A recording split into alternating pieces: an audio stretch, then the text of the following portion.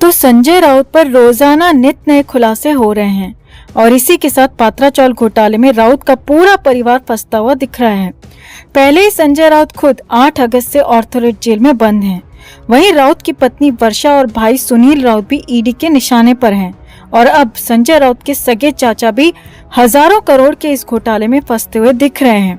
जी हाँ, संजय राउत के चाचा सुभाष राउत को लेकर धमाकेदार खुलासा हुआ है और ये खुलासा किसी ऐसे वैसे शख्स ने नहीं किया, बल्कि इस पूरे केस में ईडी की मुख्य गवाह स्वप्ना पाटकर ने किया है। जी हाँ दोस्तों, स्वप्ना पाटकर ने संजय राउत के चाचा को लेकर बेहद अहम खुलासा किया है, जिसके मुताबिक संजय राउत के चाचा सुभाष राउत न सिर्फ पात्राचौल घोटाले में शामिल थे, बल्कि घोटाले से जो पैसा संजय राउत के हिस्से में आया था उसको ठिकाने लगाने में भी राउत के चाचा सुभाष राउत ने बहुत बड़ी भूमिका अदा की थी। अब इस खुलासे के बाद तो राउत परिवार की नींद एक बार फिर से उड़ गई है। तो क्या है पूरा खुलासा, राउत के चाचा पर क्यों लग रहे हैं इतने बड़े आरोप, आपको बताते हैं सब। आप भी वीडियो को लाइक और शेयर कर अपना प्यार और सपोर्ट दिखाएं और कमेंट में से लेकर अपनी बात अपनी राय जरूर रखें। चैनल के साथ जुड़कर चैनल को सब्सक्राइब कर हमारी आवाज बने। तो संजय राउत ने काफी पहले अपने पिता को खो दिया था और उसके बाद से राउत अपने चाचा के बेहद करीब आ गए।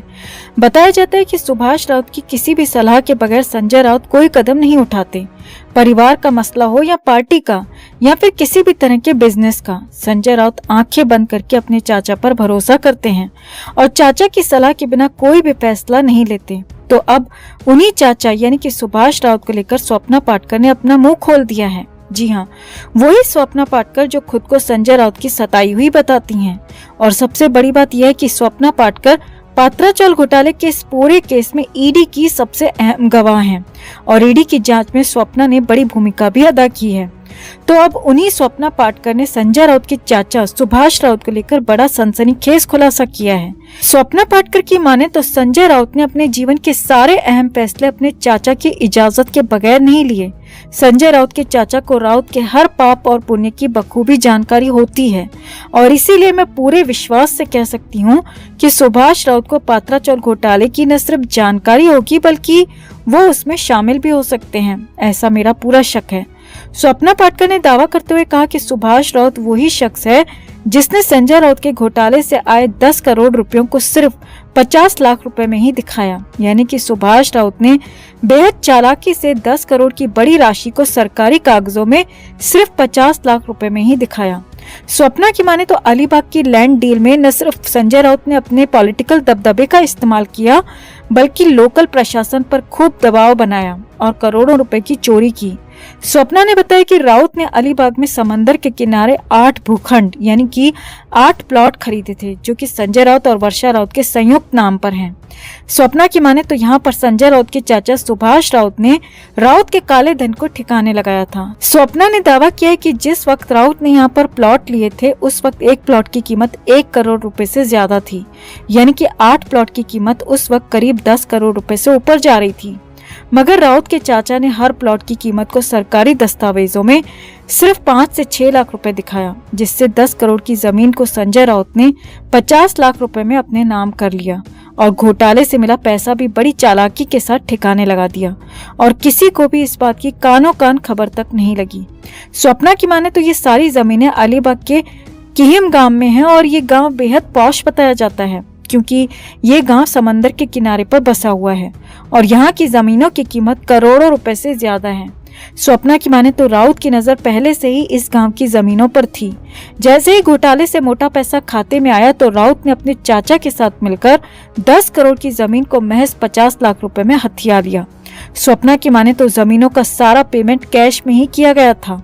स्वप्ना की माने तो जब ये सब कुछ हुआ, दोनों चाचा भतीजे की करतूतों पर किसी का ध्यान नहीं गया, मगर जब ये केस खुल चुका है तो केस से जुड़े हर शख्स का नाम बाहर आना जरूरी है और इसीलिए मैं अब सुभाष राउत की करतूतों को सामने ला रही हूँ ताकि ईडी को जांच करने में आसानी हो जाए और राउत परिवार घोटाले में किस कदर डूबा हुआ था, किस कदर लिप्त था, इसकी जानकारी भी सबको लग सके।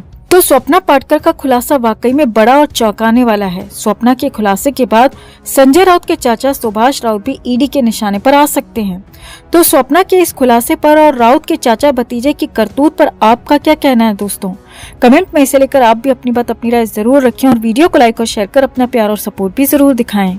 दोस्तों, संजय राउत सिर्फ खुद मुश्किलों में नहीं फंसे हैं, बल्कि उनकी गिरफ्तारी के बाद से उनकी पार्टी उद्धव ठाकरे की भी मुश्किलें बढ़ गई हैं। और तो और इन सब मामलों से दूरी बनाए बैठे एनसीपी प्रमुख शरद पवार भी अब पात्रा चौल घोटाले में पूरी तरह घिरते हुए दिख रहे हैं।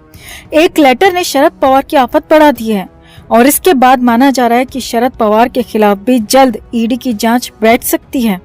इस सीक्रेट लेटर में दावा किया गया है कि पात्रा चौल घोटाले में जितने संजय राउत शामिल हैं, उतने ही शरद पवार भी शामिल हैं। दावा है कि शरद पवार ने उस वक्त मंत्री रहते हुए सत्ता में होते हुए अपनी पोजीशन का दुरुपयोग किया और पात्रा चौल घोटाले के लिए अधिकारियों पर दबाव भी बनाया। अब इस लेटर के सामने आने के बाद तो हंगामा मच गया है। महाराष्ट्र के डिप्टी सीएम देवेंद्र फडणवीस भी एक्शन में आ चुके हैं और माना जा रहा है कि पात्रा चौल घोटाले में अगला नाम 82 साल के शरद पवार का हो सकता है। तो क्या है पूरा मामला, क्या लिखा गया है इस लेटर में और पात्रा चौल घोटाले में शरद पवार की क्या भूमिका बताई जा रही है, वो सब आपको बताते हैं। आप भी वीडियो को लाइक और शेयर कर अपना प्यार और सपोर्ट दिखाएं और कमेंट में से लेकर अपनी बात अपनी राय जरूर रखें। चैनल को सब्सक्राइब कर चैनल के साथ जुड़कर हमारी आवाज बने। तो महाराष्ट्र की राजनीति में आने वाले दिनों में बीजेपी बनाम शरद पवार भी देखने को मिल सकता है। बीजेपी विधायक अतुल ने डिप्टी सीएम देवेंद्र फडणवीस को जो खत लिखा है, उसके बाद तो यही कयास लग रहे हैं। बीजेपी विधायक ने अपने पत्र में डिप्टी सीएम देवेंद्र फडणवीस से मांग की है कि पात्रा चौल स्कैम में एनसीपी चीफ शरद पवार की भूमिका की भी जांच की जाए। यहाँ आपको बता दें कि पात्रा चौल घोटाले में शिवसेना के राज्यसभा सांसद संजय राउत फिलहाल जेल में हैं। राउत को 1 अगस्त को ईडी ने गिरफ्तार किया था और तब से लेकर अब तक Sanjay Raut Arthur Road jail में बंद हैं और तमाम कोशिशों के बाद भी उन्हें जमानत नहीं मिल सकी है। वहीं अब बीजेपी विधायक अतुल भाटखालकर ने पात्रा चौल घोटाले में शरद पवार को भी साजिशकर्ता करार दिया है। विधायक अतुल ने आरोप लगाते हुए कहा कि इस पूरे घोटाले का असली रिंग मास्टर शरद पवार है। बीजेपी विधायक अतुल ने मराठी में लिखे पत्र में कहा है कि मराठी लोगों को बेघर करने वाले पात्रा चौल घोटाले में गुरु आशीष कंस्ट्रक्शन कंपनी को काम देने के लिए संजय राउत ने तत्कालीन केंद्रीय कृषि मंत्री शरद पवार की मौजूदगी में वो बैठक की थी। इस बैठक में तत्कालीन मुख्यमंत्री भी मौजूद थे। तो मराठी लोगों को बेदखल करने की साजिश में एनसीपी और संजय राउत पूरी तरह सक्रिय थे। बीजेपी विधायक ने उप मुख्यमंत्री और गृह मंत्री देवेंद्र फडणवीस को पत्र लिखकर तय समय के भीतर शरद पवार के खिलाफ जांच कराने की मांग की है। बीजेपी विधायक अतुल भाटखालकर ने इस संबंध में तत्कालीन आवास सचिव का भी जिक्र किया और अपने लेटर में कहा कि महाराष्ट्र शहरी विकास प्राधिकरण यानी कि म्हाडा भले ही स्वायत्त संस्था है, लेकिन उसके अधिकारी बाहरी ताकतों के दबाव में थे। बीजेपी विधायक ने इस मामले में सीधे तौर पर शरद पवार को जोड़ने की कोशिश की। अब अतुल भाटखालकर के इस लेटर के बाद तो महाराष्ट्र की सियासत में एक बार फिर से तूफान आ गया है। सामने आया है कि इस लेटर को लेकर एनसीपी के नेताओं की एक गोपनीय मीटिंग भी हुई है और इस खत का जवाब दिए जाने को लेकर चर्चा हुई है। हालांकि अब तक इस मामले में शरद पवार या फिर एनसीपी के किसी भी नेता की तरफ से किसी भी तरह का रिएक्शन नहीं आया है।